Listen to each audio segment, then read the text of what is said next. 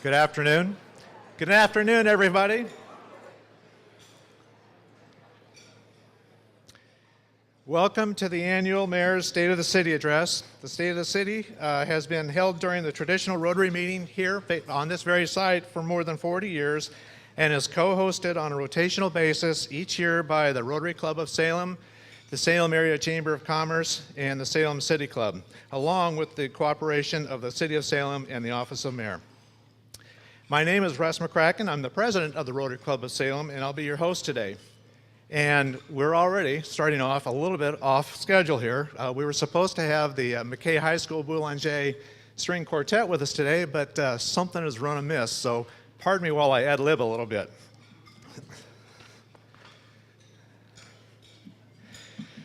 So, to get us started, I think I would like to ask Pastor Dwayne Hilty to come up to the podium for an invocation, and we'll follow that by the Pledge of Allegiance. So, Pastor Hilty.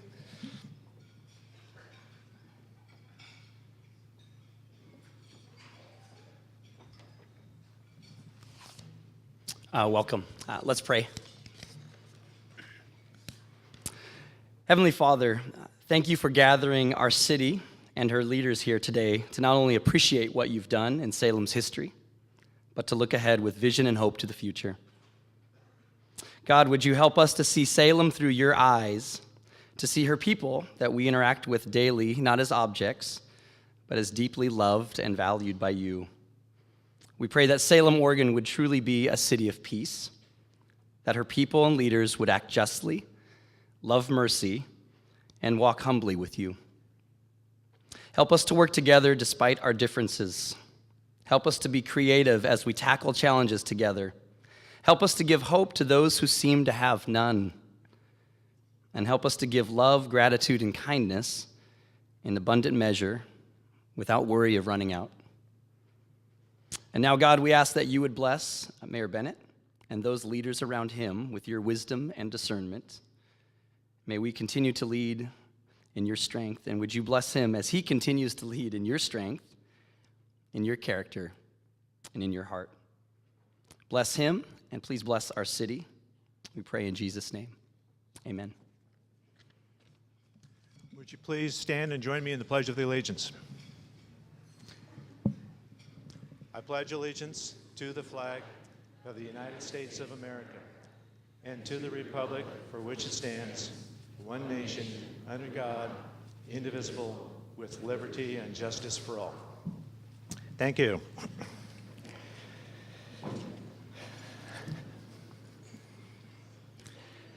Well, I guess to get us started, since we're a little bit off schedule here, I'd like to first start to introduce some of the local elected officials that are joining us today. Mayor Bennett will introduce the Salem officials in a little bit. But joining us today are State Representative Denise Bowles,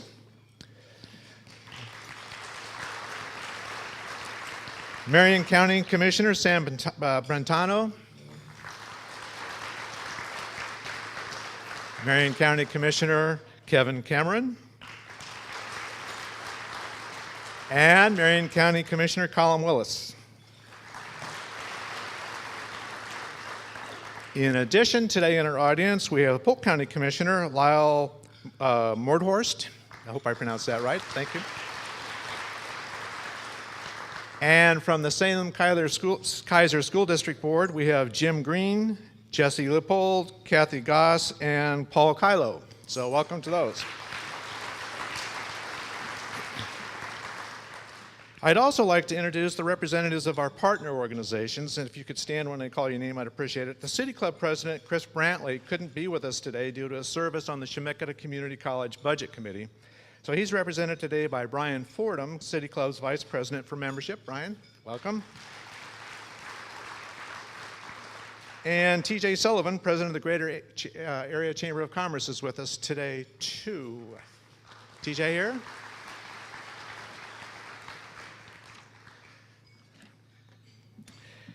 Okay, now it's my privilege and honor to introduce our Mayor Chuck Bennett to deliver his third State of the City address.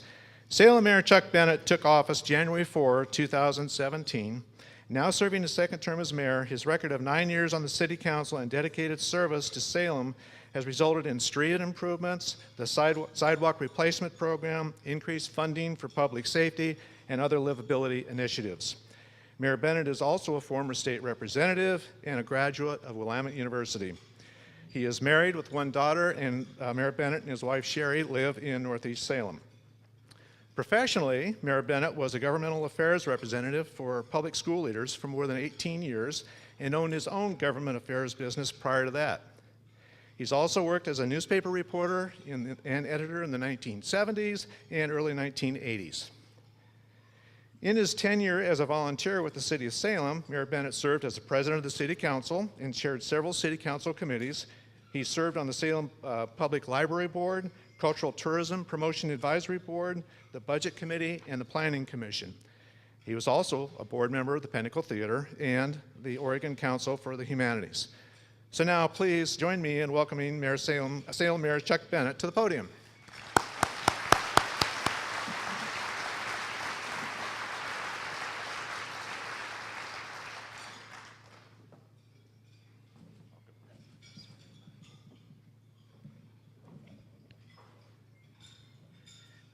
In case you wondered, around our house, it's all politics all the time. If it eluded you as you heard my resume, I'm always intrigued to hear that as I get older, and I know you wonder how much older I can get. I'm always surprised at the things I've done, and just what an enjoyable time it's been here in Salem to be so involved in such a variety of activities. Each year, the mayor faces the challenge of summarizing the past year and looking forward to the next one in a State of the City address. I'm honored to have been reelected by Salem's voters and been given the opportunity to do this again. And I really do mean that. It's taken a couple days to think this all through, but I'm very pleased to have had a chance to do it. Also elected to 4-year terms this past November were councilors, where are you guys? Tom Anderson, Chris Hoy, Jim Lewis, new councilor Jackie Leung, and joining current councilors Kara Kaiser, Brad Nanke, Matt Ossick, and Sally Cook. Also present to answer all questions anyone has is the Salem City Manager, Steve Powers. There he is. Just catch him on the way out. Also, we have a number of city department heads here today. If anyone wants to stand up. Chief, at least you can. Chief. I'm just trying to see who's here. Chief Jerry Moore, Fire Chief Mike Niblock, Kristen Rutherford of our Urban Development Department, as well as Peter Fernandez from Public Works. And I can't. Where is he? Did you? Okay, Anderson saw you, Norm. Stand up. There he is, Norm Wright. He's our Community Development Director. I also want to thank the staff. You can't imagine just how outstanding the staff of this city is, whether it's firefighters, police officers, public works workers, the list goes on and on. It is just an outstanding group of people, and I'd like to ask them to stand up, anyone who works for the City of Salem. These are genuinely outstanding public servants.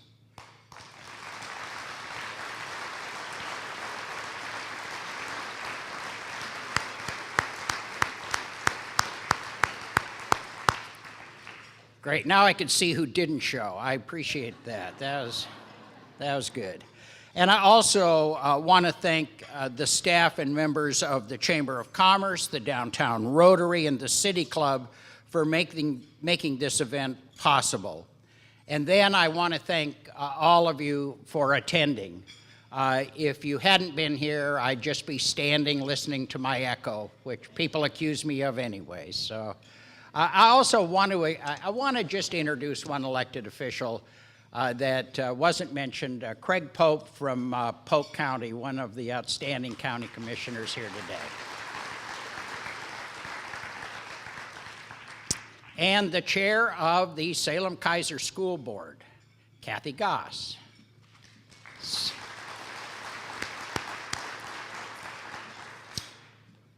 2018 has been a really outstanding year in the city of Salem. As I'm speaking to you, work is well underway to fulfill our community's support for the construction of a new police station. At the same time, planning is beginning to do the seismic retrofit of our city library. The economy of Salem is booming. A record number of construction projects have been completed or are in process. They represent a wide range of commercial, manufacturing, and housing projects. Our school system is reporting some record increases in graduation rates. Stay tuned tomorrow for that announcement. This year, we'll see the launch of a series of job-creating construction projects by the school district to provide our young people with lifetime-serving education opportunities funded by the largest voter-approved bond measure in the district's history. Congratulations to this community for taking up that challenge. Salem's neighborhoods remain strong and promote the high level of community volunteerism and involvement. They reflect Salem's commitment to outstanding livability, keeping us a destination for new residents and ideas, and guaranteeing long-term progress and improvement throughout the city. Changes in state law and funding strategies have opened the door to a substantially improved transit service from the Chariot bus system over the next year or two. We are blessed with one of the West Coast's outstanding hospitals, Salem Health. Higher education in Salem is nationally recognized for its quality and reasonable cost. Chemeketa Community College consistently meets the needs of older and younger students and provides invaluable service to every sector of this community. I'd like to take a few minutes to cite a series of public and private accomplishments and challenges that I hope will give you a sense of the span of work underway in this community to improve it.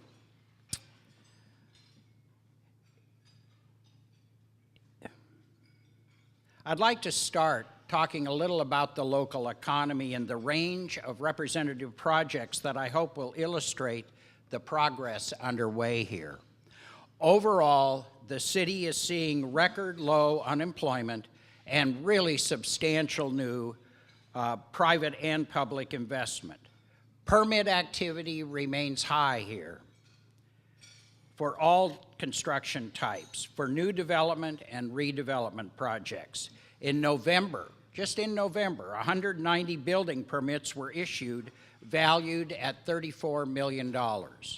The total for 2018 was 1,069 permits for a value of nearly $154 million. Salem's downtown is thriving, and frankly, I have too many projects that I've learned of underway or completed this year to go through them all.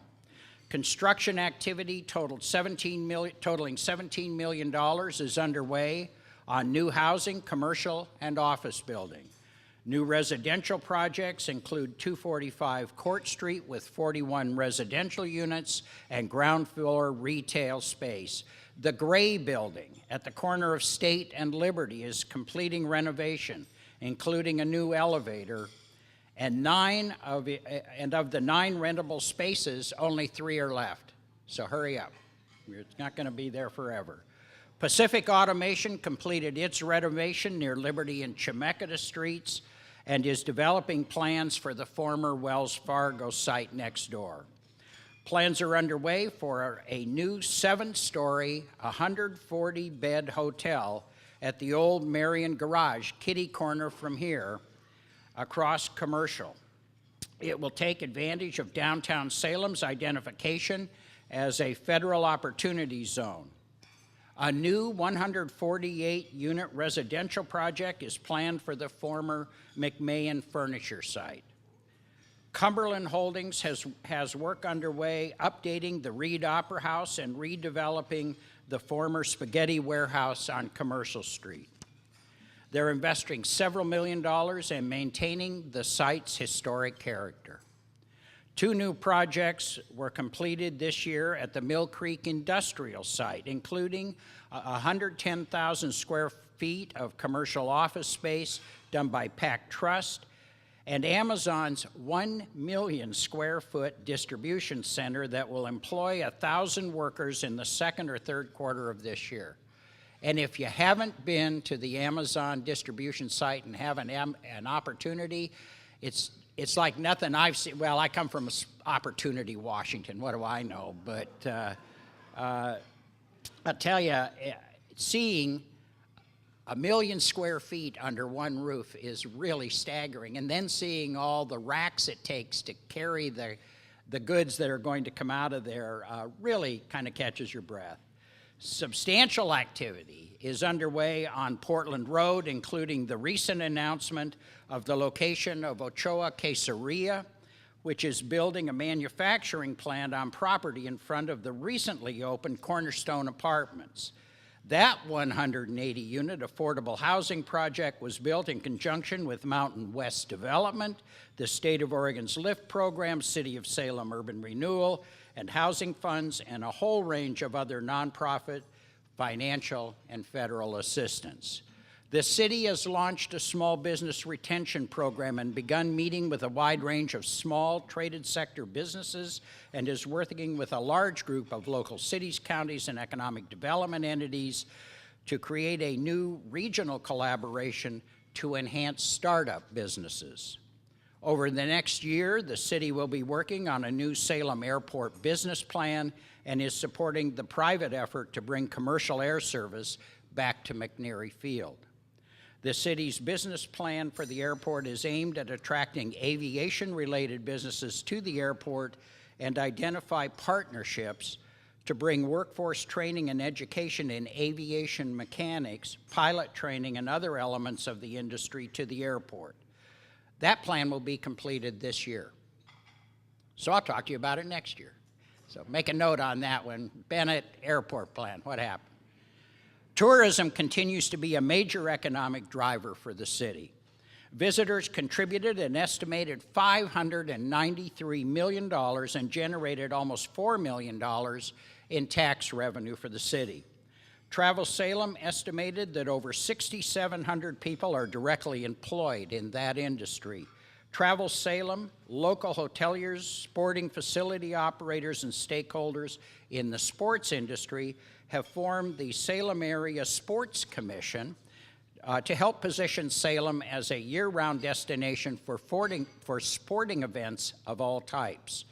Major travel events like the Wally Byam Airstream Club at the State Fairgrounds in June drew 1,500 visitors from across the country and had an estimated $500,000 impact on the local economy. And I went out and spoke to them, and they're generally a really entertaining group of people. And do remember, Wally Byam is a Baker City native. He's an Oregonian. So if you haven't been out to the Baker County Historical Society, you should try it sometime. Just take a look at what's involved out there and the Wally Byam portion of the museum. Salem continues a strong commitment to environmental improvement and projects. The city will continue to be an environmentally sustainable and fiscally thoughtful community. A prime example has been the partnership with our local utilities, especially Portland General Electric. Since 2008, we have partnered with PGE and been a gold-level participant in PGE's Clean Wind program.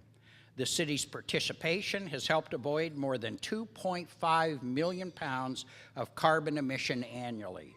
It's the equivalent of planting 3,160 trees in the city or taking 2,500 cars off the road, or not driving almost 30 million miles.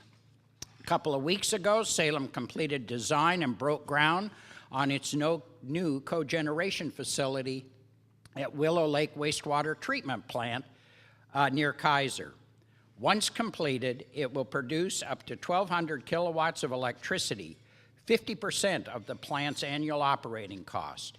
It will keep 5,000 metric tons of pollution-causing gases from being released and save the city more than $300,000 per year in energy costs. The project costs $9 million, with more than half of the cost coming from PGE, Energy Trust of Oregon, and the Oregon Department of Energy. The city is in talks with PGE for the potential siting of an electric avenue in the city. This would serve as a hub of electric charging stations that would allow more than 4 electric vehicles to charge at a time. PGE is committed to pay for all construction, installation, and operating costs for the next 10 years. In the next 6 months, the city is expected to complete its greenhouse gas inventory, which is the baseline measure of our community's impact on the environment. With this data in hand, the city will move ahead on developing a long-term environmental action plan.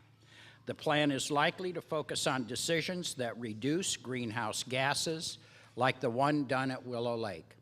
Our goal is to preserve, protect, and improve our natural environment and use that data as part of our comprehensive plan, Our Salem. In the next few weeks, I'll be asking the City Council to approve a plan to establish a city resiliency task force to begin work on a city resiliency plan. We have watched as communities around the world deal with devastating natural disasters. Salem is not immune. Whether it is flooding, wind, earthquake, or fire, Salem needs to address and have comprehensive, workable plan that brings services back online as quickly as possible and addresses the toll and human suffering these kinds of events exact from a community. Parts of this planning have been done, parts have not, and some issues are not going to be addressed without a focused effort like the one I described. One of the major resiliency projects planned over the past 13 years is teetering on the brink of failure. That is the so-called Third Bridge or Salem River Crossing project.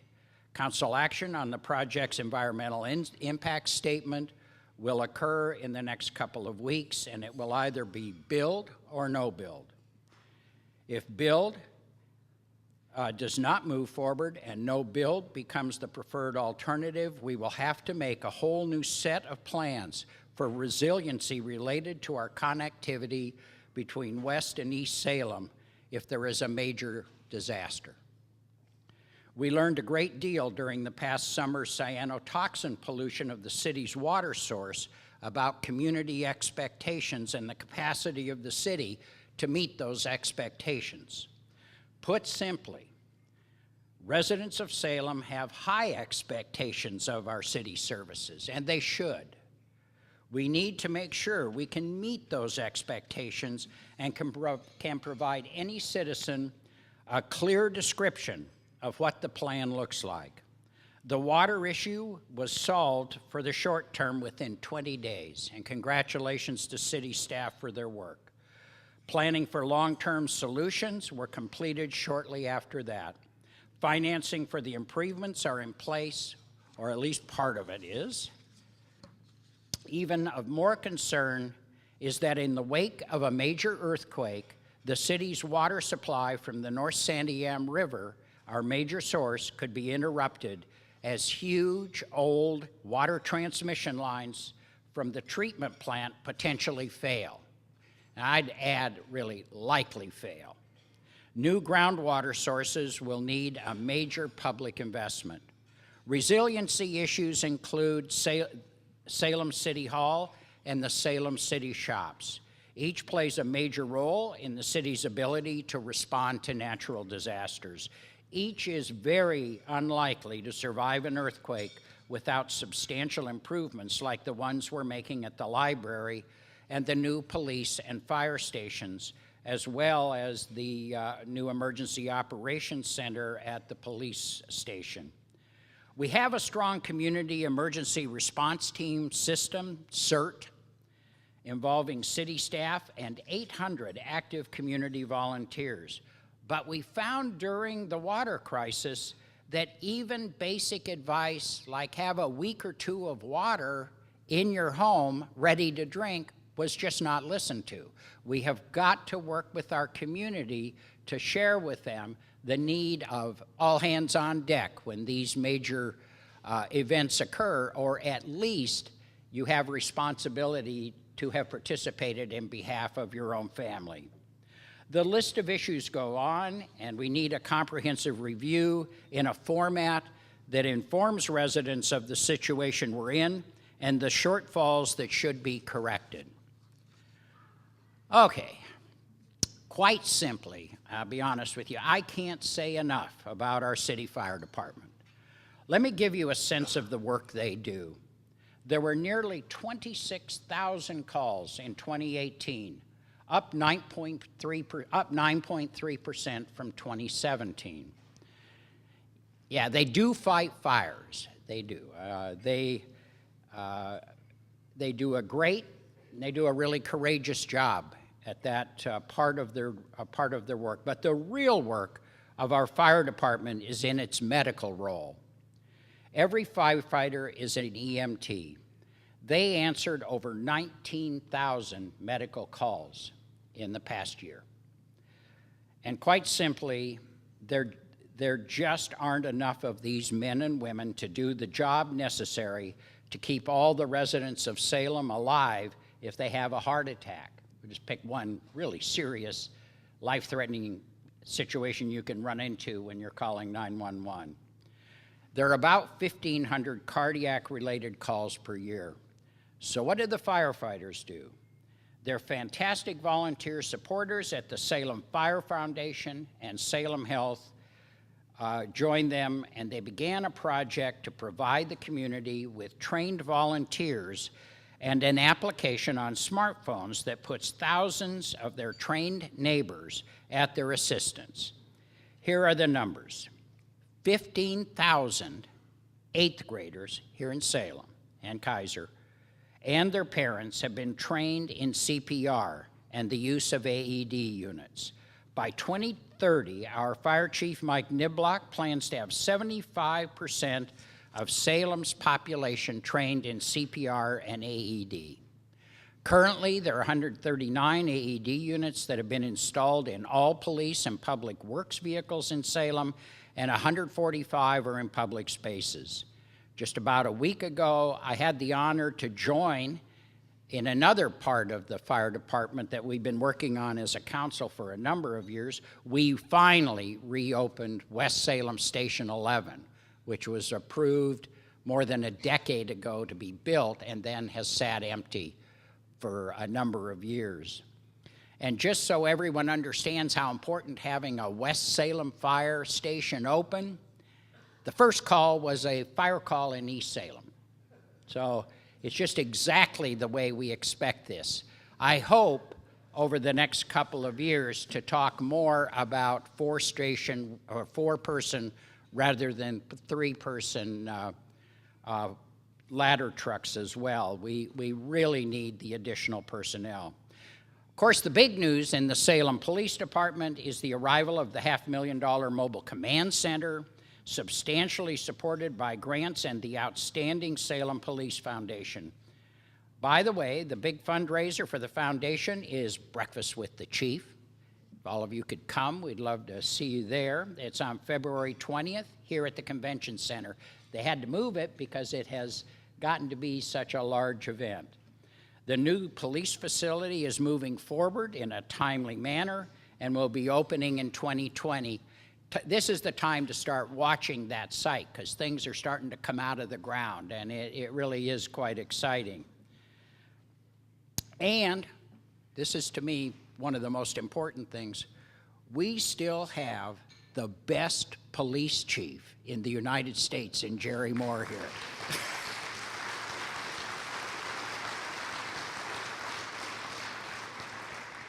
Frankly, with Jerry on the job, what more can we ask as a community? So thanks, Jerry, for just sticking with us, man. It's been a challenging year for the city's water system. Now, there's an understatement. Come on. It has been a challenging year. I know you'll recall this past summer that for the first time, cyanotoxins from Detroit Lake algal bloom got into the city's water supply. The result was very challenging as the public reacted strongly to it, and frankly, there were a series of missteps. The good news was that the city reacted very quickly and developed a power-activated carbon treatment system, say that a few times, that resolved the problem for the short term. It's very likely we'll see algal blooms in the lake again, and the city is ready to deal with it and is working rapidly to develop an ozone contact chamber to provide an even more robust water treatment system in conjunction with our slow sand filtration system we've used for decades. At the same time, the city will continue developing secondary water resources from existing and planned new wells that will meet city water needs in another crisis. The city also is refurbishing its water tankers and ordered water delivery trailers. That was one of, sort of, what don't you have ready to go? Well, a water tanker was one of the things we discovered. So you may not have water in your basement. The city didn't have a tanker to move the water around. We're all kind of in the same boat together as we deal with these resiliency issues. Last summer's crisis also resulted in a much closer working relationship with the Army Corps of Engineers. They manage our water reservoir system. The city also has beefed up its public information and notification system to keep the public better informed on water-related issues and not make it sound like some sort of zombie war attack when you get the notification.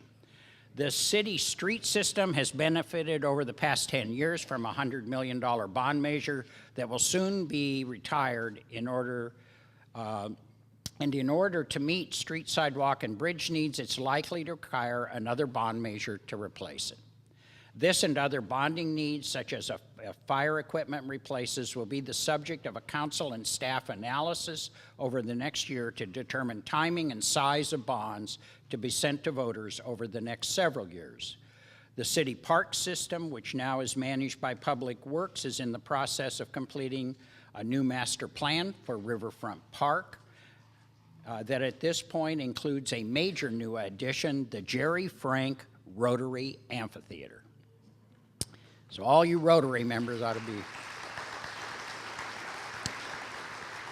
Other park actions have included the purchase of 6 acres of the old State Hospital property on the D Street side for a park, 45 acres off of Hazel Green, 20-plus acres in South Salem, and master planning for a whole series of parks here in the community. The department has also been involved in a major city tree enhancement project that has resulted in planting of 275 trees this year in cooperation with Friends of Trees, Treecology, and a group, our neighborhood groups and countless volunteers. Public Works recently finished the 12th Street project after years of planning. This project has been talked about since the early 2000s. Many times it takes years to do these capital projects. And in cooperation with the Urban Renewal Agency, Portland Road has been vastly improved with new pavement, wider sidewalks, beautiful streetscaping, all serving one of the most vital areas in Salem. If you have not been out on Portland Road lately, go out and take a look. It is a different place than you would remember from just a few years ago. It really is very exciting. The State Street Corridor project created 2 new mixed-use zones on State Street between 12th and 25th to encourage pedestrian-friendly development. The city's kicking off its multi-year project to update the comprehensive plan. It's the basic planning document here in Salem. The last time this kind of full review has been done is not since it was first written in the 1970s. It's been amended, but this will be the first review of our comprehensive plan. And I've just got to invite all of you to meet Eunice Kim, who's here. Eunice is going to be substantially in charge of this, and she would love to have you show up at some of her public outreach opportunities, which will go on for the next 2 years, to share your thoughts and where you think this city should be headed. The city also has received a state grant to update design standards for multifamily housing. We've added accessory dwelling units to our code, allow you to build one. So far, only 17 people have decided to take it up and build them, but there's about 8 or 9 of them thinking about it. So we'll see how that all goes. Remember, that's the mother-in-law unit concept that made quite a bit of news at one point. Homelessness. This is one of the most difficult issues faced by cities throughout Oregon and really across the U.S. and around the world. Cities in Oregon have traditionally provided a limited list of services: police, fire, streets, sidewalks, libraries, water, and sewer. A couple of other things, but not much. Tax policy has tied most of the funding for these to property taxes. In Salem, property taxes don't raise enough revenue to pay for police and fire, let alone other services. Think about that just for a minute. Your property taxes do not fully pay for your police and fire department, let alone your library or your parks or any of the rest of the services the city provides. The challenge of homelessness is often oversimplified. It is not solely an economic problem. A substantial contributor to homelessness has been a collapse of an individual's support system, whether it is family, friends, or other institutions. The most frequent contributing factor is health, mental health, and addiction issues.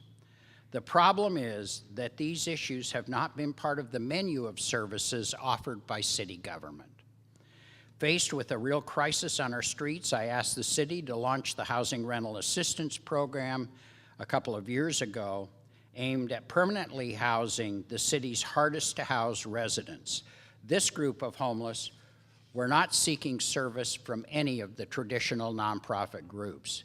These are people who have been unhoused for over a decade, have untreated health and other mental health issues, also are likely to be addicted to alcohol or drugs. They have, as you might imagine, bad credit, if they have any. They often have a criminal record. If left alone, the life expectancy of a person in this category on the streets of Salem is about 52 years. That, for me, and I know for most of you, is an appalling situation. I found the whole situation untenable.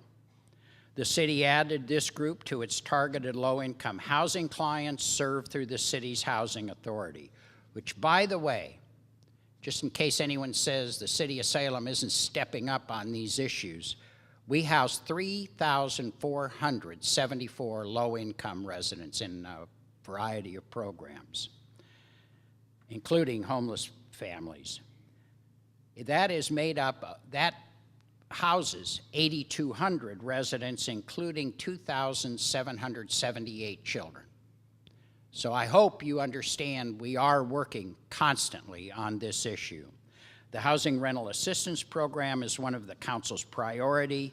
It's housing over 100 of these hardest to house individuals, and will, in privately owned housing, with solid wraparound services needed to make their transition from homelessness a success.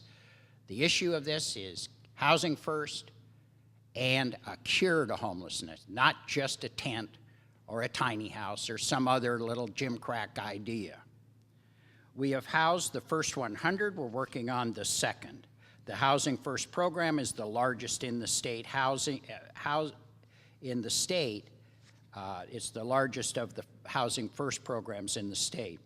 Housing First, like HRAP, have an excellent national success record, moving people away from chronic homelessness. The city also has work underway on 89 new units purposely set aside for this program and for very low-income residents threatened with losing their home. This isn't a Band-Aid program. It's not like 10 cities or massive publicly financed shelters. This is a cure to homelessness. It also is fiscally responsible. Studies show leaving a person chronically homeless costs the community $30,000 to $40,000 per year per person. The HRAP program costs $12,500. I also convened a homeless task force of stakeholders and interested residents chaired by downtown councilor Kara Kaiser, who did an outstanding job, by the way, on this very, very difficult issue. It has made a series of recommendations for dealing with some of the impacts of homelessness in our downtown, including long-sought place for homeless persons to safely store their few possessions.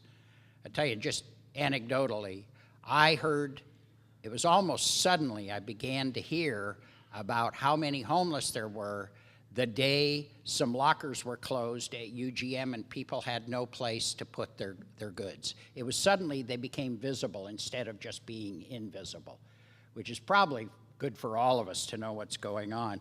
It also adds 24/7 toilets, laundry and shower services, support alternative ways of contributing to homeless programs and individuals. There's a variety of different ideas that might replace panhandling to help folks. Encourage property owners to make building and site modifications that help prevent crime, and assist in developing policies that result in better relations between business and homeless people. That is one of the most common emails I get is from a business person. I just got a text message from my barber with a really legitimate complaint. I won't go into it. The details are not part of a lunch dessert time. Cooperative work between Mary and Polk counties and the city of Salem and Keizer have resulted in retaining the local council of governments to complete a project mapping the various programs available and the needs and impacts. It's an exhaustive list, one that now needs to be fully reviewed and proceed to well-coordinated program of services to homeless residents. I want to particularly call out the partnership we have had over the years with a whole range of religious, private, and nonprofit organizations. I can assure you, absolutely assure you, that without the help, really the leadership of organizations like Arches program at the Mid-Willamette Valley Community Action Agency, Union Gospel Mission, Salvation Army, Northwest Human Services, and many other nonprofits and churches, the significant progress we are making would not have been possible. Last year, I also appointed a congestion task force. I'm really into these task forces, in case you haven't noticed. I think it helps us really understand what we're up against in some of these areas. To deal with often critical traffic situations we face at Center and Marion Street bridges, with the likelihood of another river crossing increasingly unlikely, the work of this task force, while it is not as effective as an additional bridge, will help short-term with some aspects of the congestion faced in West Salem and on the downtown streets being overloaded by traffic volumes. Recommendations included optimizing signal timing, travel time signage. I had a question about this, and I've always thought when I'm in a line of traffic and they have a sign that says it will be 60 minutes before you get to the place you left home 10 minutes ago to get to, might just make life that much more miserable. But one of the difficult, but I think it's the kind of thing we really need to do to at least share the burden. Sometimes people just feel better knowing. That's what I was told. We just like to know. They'll feel a lot better if they know they're an hour and a half from downtown Salem while they're sitting there at Taggart. Install medians on Wallace to reduce turning, improve Taggart Drive, install variable speed limits on Highway 22, have new parking strategies for downtown. trying to remember if that meant parking meters. We'll find out, huh? Watch your local Facebook site, see what's going on with that. Provide a circulator bus or trolley in downtown. That's the one dearest to my heart. I really want to see that trolley back downtown. I just think that was a really good deal. I thought that was a lot of fun. It would like to also close the crosswalk at Front and Court, remove the barrier on Musgrave Avenue has been suggested to allow traffic access through Wallace Marine Park, and complete Marine Drive. If you haven't had enough of all this, tonight the City Council will meet in a work session on its policy agenda. And the City Council will be setting projects and policies for the next year. This has been one of the additions from our city manager, Steve Powers, in response to council interest in being more involved. This has been I think it's one of the untold success stories the City Council has had. We have learned a great deal about the ideas each of us have and been able to bring them to the table and bring them into reality. With this kind of policy decision, we were able to reopen Station 11 over in West Salem. We really began construction on the police station going through these policy issues. The comprehensive plan was brought up during this process, redoing that, which I can't tell you how invaluable that will be for my grandchildren. The Housing Rental Assistance Program went through that and came out of that process. We continue to work on downtown high-speed internet under that process, pedestrian safety. All you have to do is watch the paper on a weekly basis and you're going to see somebody who lost the contest between a walker and a car. It is becoming an unfortunately regular occurrence. Councilor Anderson has done a fantastic job of keeping this in front of us. This will give us an opportunity, I think, again, to look at this issue, look at what is going wrong in that street system, that people are being seriously injured and dying trying to cross a street a block away from here. It just doesn't fit right. We're working with Chariots to improve bus service through our transit task force. We have adopted a priority-based budgeting system to improve coordination with council goals and are completing our greenhouse gas inventory. The new policy recommendations planned also in front of the council will be to complete the EIS on the third bridge to at least a build or develop a no-build EIS. The main reason is if we walk away from this process, $9 million is owed back to the federal government, and it will come from the Department of Transportation and our local Salem-Keizer transportation system. And I can assure you the result of that over time will be a lot less money coming into the city of Salem, who walked away from a project all these people paid for. So this is one of those, we better come up with a way out of this thing that does not harm others. May harm us, but let's not harm everybody else. We will be recommending new revenue or looking at recommending new revenue that have been brought to this group of counselors. It will be, yeah, I am blind anyway, if you can't tell. The possibilities include an employee-paid payroll tax, a line on your utility bill for some certain amount of money for operations of the city through the general fund, and because we're seeing some shortfalls in the transportation fund, a look at a gas tax. That'll be, I think, a really interesting discussion. We are going to recommend really getting underway on an environmental action plan and review possible changes in the city's relationship with the county regarding solid waste management. Hear me, Sam? Just to let you know that's on the list. We will consider buying Hillcrest. You saw that in the paper this morning. As you can see, the year we completed was a really busy one. The manager commented to me last night after he read this, geez, what we have been really, really busy. You don't hear this stuff all in one place and at one time. The year ahead looks even more aggressive, I think, as we take on some really fundamental financial issues facing the city. I really hope you'll join us in making this next year a success. We rely heavily on volunteers and on public participation. We are committed to being as transparent as people will make us by coming to the various activities we have.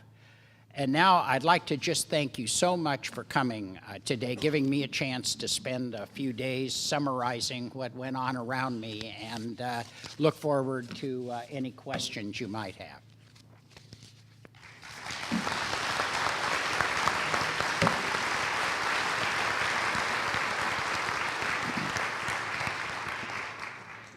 Thank you, Mayor. It's my observation that there's a long history of dysfunctional warfare between the growth and no-growth tribes in city leadership.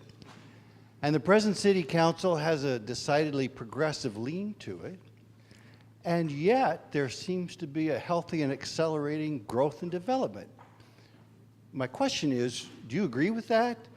And if so, how do you explain it? And finally, how do we keep that up? Well, I do agree with you. We are having really great several years. Part of it comes from just a historical, a lot of things haven't changed fundamentally in our program. Also, I don't think you can equate progressive attitudes on a whole range of issues to growth or no growth. I haven't seen that for some reason the two equate. I've found that all counselors are committed to the financial success of the individuals, the companies, and the city as a whole. And I think that's still where we are. I'm really pretty comfortable that we will continue down that road. There are going to be exceptions. I mean, there are going to be localized issues. Costco is a good example of that kind of. You can interpret that any way you want, but you can't say people were not motivated by what they believe to be good land use planning on all sides.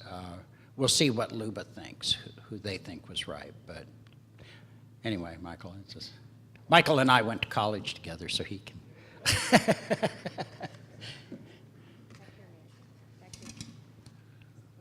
Mayor, excuse me, Mayor Bennett.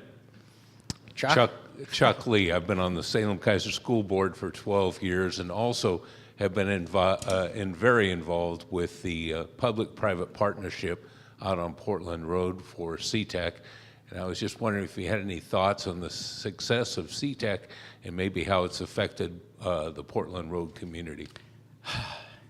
Yeah, I had to leave that one out, Chuck, because it's so much to say. I'll keep it as brief as I can. This project, the Career and Technical Education Center out on Portland Road, which Chuck is the president of the activity and has really driven this along with the school board and the school district. The success is just simply measurable. Let's just take its graduation rates. I think have hit about 97, 98%. For any student who goes into CTEC, they are the most likely student in the city of Salem to graduate by enormous numbers, enormous numbers. I'm extremely proud of it because one of the things that I did as a counselor and as mayor was closely participate with CTEC and with Kristen Rutherford at our Urban Development Department to get the city involved in its first ever, really, investment in a public education project, which was CTEC. We have put in $2.5 million now, mainly exclusively in assisting with the capital construction. It has brought hundreds of school students from around the city who go to CTEC out onto Portland Road.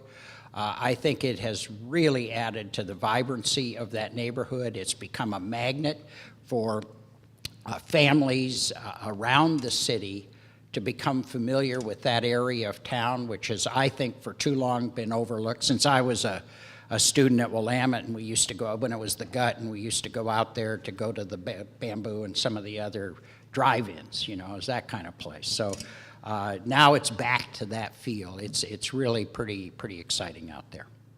Congratulations, Chuck, and to the school district for that project. It is a real winner.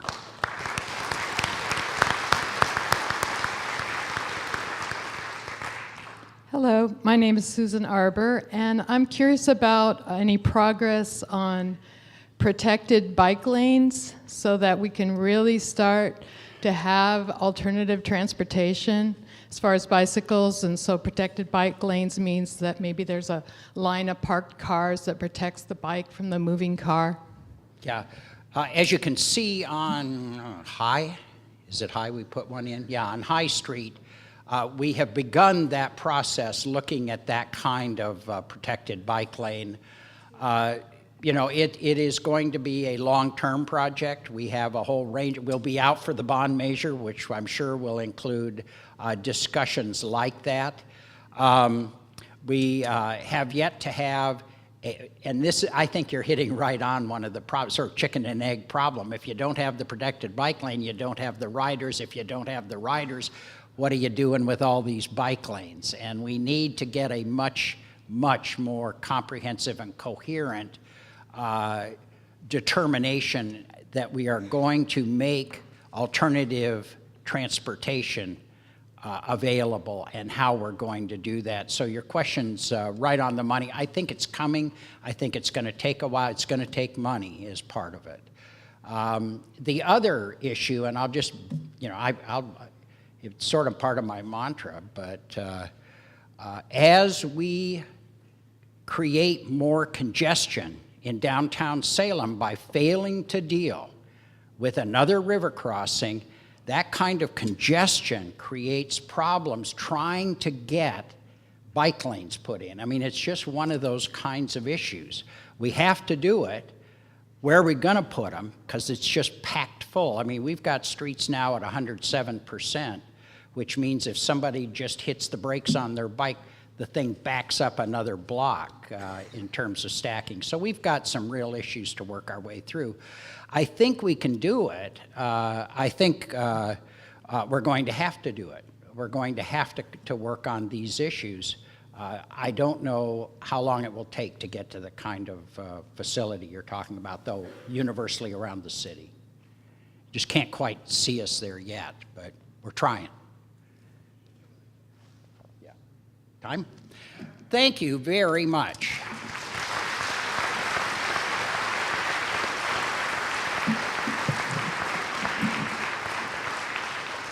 So, Mayor Bennett, on behalf of everybody in the room, I want to thank you for sharing your State of the City address with us today, and a bigger thank you for all your dedication and service to our community. Thank you very much.